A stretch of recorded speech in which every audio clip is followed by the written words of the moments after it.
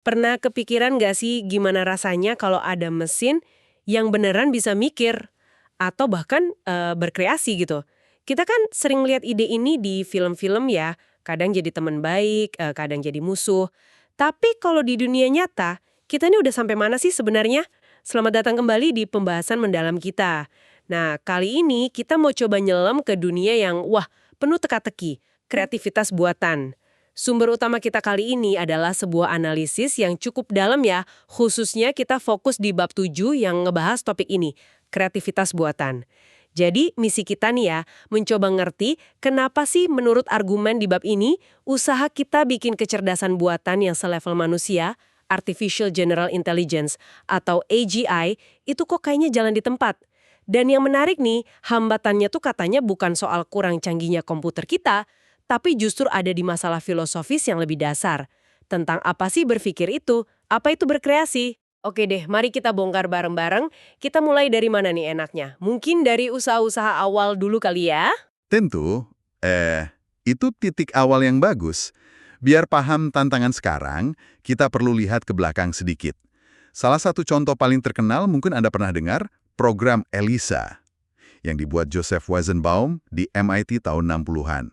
Oh, Eliza, yang itu kan, yang pura-pura jadi psikoterapis itu. Saya ingat pernah baca, katanya banyak orang sampai merasa beneran curhat ke program itu loh. Padahal, Nah, padahal, ya seperti yang Anda duga, mekanismenya tuh sederhana banget. Apalagi kalau dilihat pakai kacamata teknologi sekarang ya. Eliza itu kerjanya ngenalin kata kunci di input pengguna, terus ngerespons pakai template kalimat yang udah disiapin. Seringnya sih cuma ngebalikin pertanyaan pengguna, atau pakai frasa netral aja, kayak ceritakan lebih lanjut dong, atau gimana perasaan Anda soal itu? contohnya gimana tuh interaksinya? Biar lebih kebayang gitu. Misalnya nih, kalau pengguna ngetik, saya lagi sedih hari ini, Eliza mungkin jawab, apakah Anda sering merasa sedih? Atau apa yang bikin Anda mikir Anda sedih? Atau kalau pengguna bilang, ayah saya benci saya, Eliza bisa aja jawab, siapa lagi di keluarga Anda yang benci Anda? Gitu. Nggak ada pemahaman beneran di sana, cuma mainin pola kalimat aja. Sekarang, mungkin mahasiswa ilmu komputer semester awal udah bisa bikin program mirip gitu buat latihan. Tapi efeknya waktu itu luar biasa banget ya. Sampai Weizenbaum sendiri katanya kaget lihat betapa gampangnya orang terbuai sama ilusi pemahaman mesin. Ini langsung keinget sama uji Turing jadinya. Ada hubungannya nggak sih? Erat banget ya, Elisa ini. Meskipun sederhana, ya secara nggak langsung nyentuh inti dari apa yang coba diukur Alan Turing beberapa dekade sebelumnya, di tahun 1950. Uji Turing itu, intinya kan sebuah permainan imitasi. Bisa nggak sih sebuah mesin interaksi lewat teks sampai juri manusia nggak bisa bedain dia lagi ngobrol sama manusia atau sama mesin? Turing sendiri kan optimis banget ya waktu itu. Dia ngeramal sesuatu soal tahun 2000 kalau nggak salah ingat. Betul sekali. Turing itu prediksi di tahun 1950 bahwa dalam waktu sekitar 50 tahun, ya berarti sekitar tahun 2000 gitu, komputer bakal bisa main game imitasi ini dengan cukup baik. Sampai-sampai penanya rata-rata nggak akan punya lebih dari 70% peluang buat nebak bener setelah 5 menit nanya. Intinya, mesin bakal bisa berpikir menurut standar dia. Nah, ini nih bagian yang bikin penasaran. Sekarang kan udah jauh lewat tahun 2000 ya. Komputer kita, bahkan HP di kantong kita ini, punya kekuatan komputasi, memori, kecepatan yang mungkin jutaan bahkan miliaran kali lipat dari yang dibayangin Turing tahun 50-an. Tapi, apa kita udah punya mesin yang lulus uji Turing secara meyakinkan dan dianggap beneran berpikir? Kayaknya belum ya. Apa yang salah sama prediksi Turing? Atau uji Turingnya yang kurang pas? Pertanyaan bagus. Dan disinilah analisis dalam bab 7 yang kita bahas ini jadi relevan banget. Sumber ini nunjukin beberapa kelemahan mendasar dari uji Turing sebagai pengukur kecerdasan sejati. Pertama, fokusnya itu terlalu ke perilaku luar aja. Ini mirip pendekatan behaviorisme di psikologi awal, yang cuma lihat stimulus, respons, tanpa peduli proses mental di dalamnya gimana. Tepat sekali. Uji Turing nggak nuntut penjelasan soal mekanisme internal si kandidat AI. Dia beneran paham percakapan atau cuma pakai trik dan database gede buat nyimulasi pemahaman? Uji Turing nggak bisa bedain cuma dari outputnya. Akibatnya yaitu, tes ini jadi rentan sama yang namanya hoax atau tipuan cerdas. Wah, ada contohnya nggak mesin yang nipu juri gitu? Sumber kita nyebut program kayak L-Bot yang pernah menang Loebner Prize, itu kompetisi tahunan basisnya uji Turing, di tahun 2008. Salah satu taktik L-Bot itu pakai humor atau jawaban yang agak nyeleneh buat ngalihin perhatian atau nutupin kalau dia nggak ngerti pertanyaan. Misal ditanya yang susah, dia mungkin jawab pakai lelucon standar yang udah diprogram. Loh, tunggu dulu. Bukannya bisa bikin lelucon itu justru tanda kecerdasannya? Nah, ini dia intinya. Seperti yang dibahas di bab 7, lelucon yang sama itu bisa diinterpretasi beda banget. Kalau lelucon itu respon spontan yang relevan sama konteks, itu bisa jadi argumen mendukung adanya pemikiran. Tapi kalau itu cuma satu dari banyak lelucon siap pakai yang dikeluarin pas programnya bingung, itu malah jadi argumen melawan adanya pemikiran. Jadi, kuncinya bukan di leluconnya itu sendiri, tapi di penjelasan gimana lelucon itu dihasilkan. Dari pemahaman atau dari database. Uji Turing nggak minta penjelasan ini. Oke. Jadi sekedar niru output itu nggak sama dengan punya kemampuan yang mendasarinya ya? Bener. Ini sejalan sama kaidah yang dikutip dari filsuf Daniel Dennett di sumber kita. Kalau Anda tidak bisa memprogramnya, Anda belum memahaminya. Maksudnya, pemahaman sejati atas sesuatu, termasuk kecerdasan atau kreativitas, itu kelihatan dari kemampuan kita buat ngebangun ulang, buat jelasin mekanismenya secara detail, bukan cuma niru gejalanya aja. Uji Turing, ya karena fokus behaviorisnya itu, jadi ngelompatin tuntutan pemahaman mekanisme ini. Oke, ini mulai kelihatan benang merahnya nih. Dari Eliza yang nipu, uji Turing yang fokus di luarnya aja, sampai contoh lelucon L-Bot, semuanya nunjukin kalau niru hasil akhir pemikiran itu jauh lebih gampang daripada niru proses pemikirannya sendiri. Dan ini ngebawa kita ke inti argumen di bab 7 kan, soal kreativitas itu. Tepat sekali. Sumber ini berargumen bahwa apa yang selama ini kita kejar di AGI itu mungkin salah arah kalau kita cuma fokus ke simulasi perilaku. Kecerdasan sejati, apalagi yang setara manusia, itu nggak bisa dilepasin dari kreativitas, kemampuan buat ngasilin ide baru, penjelasan baru, solusi baru, yang nggak cuma ngikutin aturan atau pola yang udah ada. Jadi bukan cuma soal jawab pertanyaan dengan benar, tapi juga bisa nanya dengan benar, bisa lihat masalah dari sudut pandang baru, bisa ya itu berkreasi. Ya, dan ini terkait erat sama konsep universalitas yang ditekankan di bab ini. AI yang benar-benar cerdas, AGI, itu harusnya nggak cuma jago di satu tugas spesifik aja, kayak main catur atau ngenalin gambar kucing, tapi punya kemampuan belajar dan adaptasi yang sifatnya universal, mirip kayak manusia lah. Kita bisa belajar bahasa, fisika, masak, ngelukis, filsafat, semua pakai mesin kognitif yang sama. Universalitas kayak pisau Swiss Army buat pikiran gitu ya, bisa dipakai buat macam-macam tugas. Analogi yang lumayan bagus. Beda sama AI sempit yang kita punya sekarang, yang lebih mirip kunci pas spesifik, cuma berguna buat satu jenis baut aja.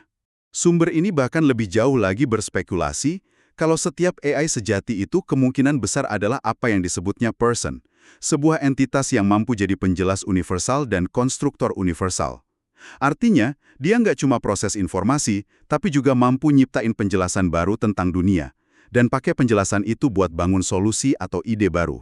Wow, person dalam arti penjelas universal. Itu konsep yang dalam juga ya. Jadi menurut argumen ini nih, jalan ke AGI itu bukan dengan bikin simulasi yang makin canggih kayak di uji Turing, tapi dengan pahamin dan replikasi esensi dari kreativitas dan kemampuan penjelasan universal ini. Persis. Mencoba memalsukan AI dengan fokus di output perilaku aja dianggap jalan buntu. Kita perlu bongkar kotak hitam kreativitas itu sendiri. Ini menarik banget. Bab 7 ini juga nyinggung area lain yang terkait kan ya? Evolusi buatan. Itu gimana masuknya ke gambaran besar ini? Betul. Di bagian akhir bab, dibahas soal evolusi buatan sebagai pendekatan lain yang relevan. Konsepnya tuh keinspirasi dari ide lama, kayak yang pernah diungkapin Thomas Edison soal penemuan. Ada inspirasi, ide kreatif, momen aha. Dan ada perspirasi, kerja keras, uji coba, trial and error. Nah, evolusi buatan ini mencoba ngotomatisasi bagian perspirasinya. Oke, jadi gimana perspirasi ini diotomatisasi dalam konteks AI atau robotika gitu misalnya? Prosesnya, seperti digambarin di sumber, biasanya ada beberapa langkah. Pertama, masalah kompleks dipecah jadi submasalah yang lebih kecil. Kedua, dibuat semacam bahasa atau representasi tingkat tinggi buat deskripsiin solusi potensial.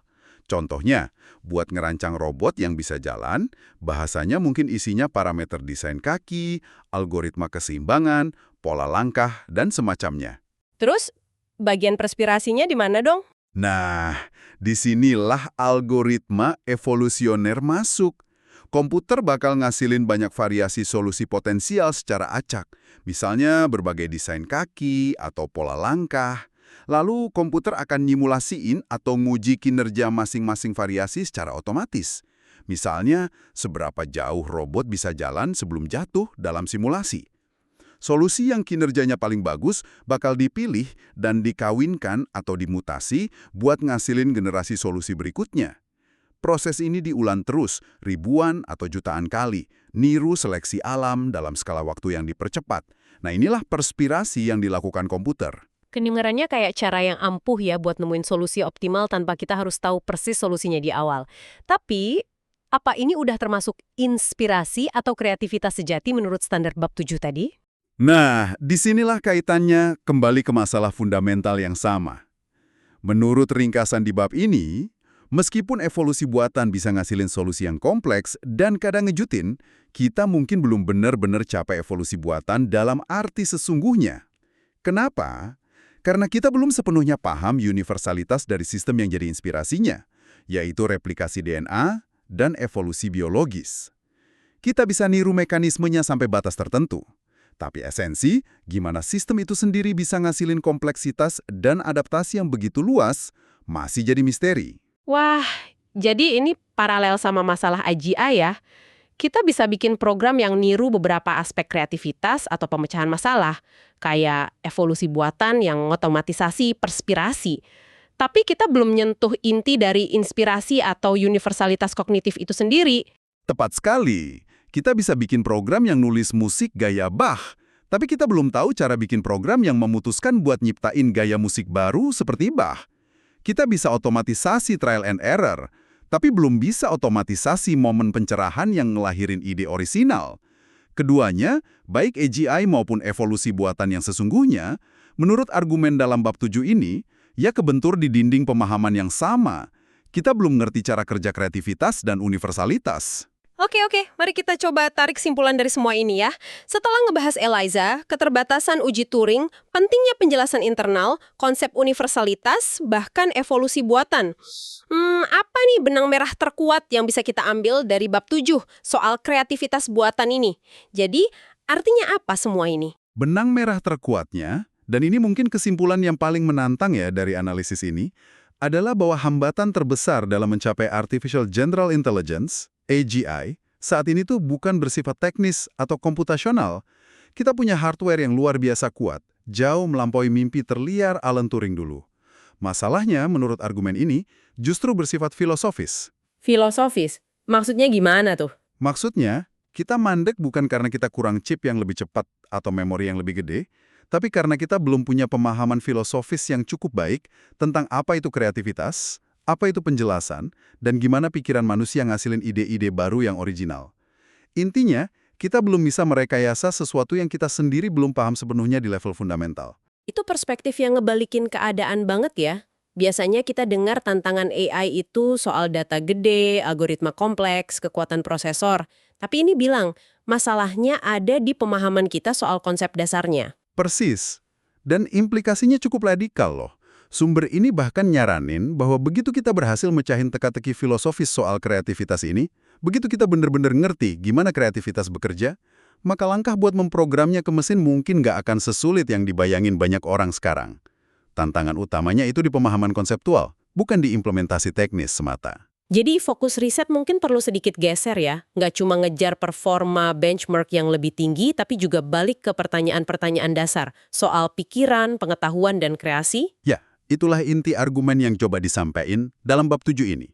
Perlu ada keseimbangan antara pengembangan teknis dan pendalaman pemahaman konseptual dan filosofis. Ini benar-benar ngasih sudut pandang baru sih. Kesimpulan dari pembahasan sumber kita bab 7 tentang kreativitas buatan jadi cukup jelas ya. Tantangan terbesar AGI saat ini adalah memahami esensi kreativitas itu sendiri. Sebuah tugas yang lebih bersifat filosofis ketimbang sekedar teknis. Dan ini mungkin jadi bahan refleksi menarik buat Anda yang dengerin. Dengan pemahaman ini, gimana Anda sekarang lihat berita-berita soal terobosan AI yang muncul hampir tiap hari? Apakah kita kadang terlalu silau sama kemampuan komputasi yang makin hebat, model bahasa yang bisa nulis puisi, AI yang bisa hasilin gambar, sampai lupa nanya apa ini beneran kreativitas atau pemikiran dalam arti sesungguhnya? Atau cuma simulasi yang makin canggih aja? Apakah kita terlalu fokus pada perspirasi digital dan melupakan inspirasi yang fundamental? Sebagai penutup, izinkan saya nambahin satu pemikiran terakhir buat Anda bawa pulang ya. Sebuah pertanyaan yang muncul dari diskusi kita soal bab 7 ini, tapi mungkin melampaui cakupan langsungnya. Kalau kreativitas, kemampuan ngasilin penjelasan baru yang baik, bukan sekedar ikutin aturan atau data, adalah kunci kecerdasan sejati, dan bukan cuma produk sampingan dari komputasi yang kompleks banget. Apa artinya ini buat cara kita memahami pikiran manusia itu sendiri? Apakah ini nyiratin kalau kesadaran kita, kemampuan kita buat berfilsafat, berkesenian, berinovasi, itu punya kualitas yang secara fundamental beda dari sekedar pemrosesan informasi, secanggih apapun itu? Sebuah pertanyaan besar tentunya untuk Anda renungkan lebih lanjut.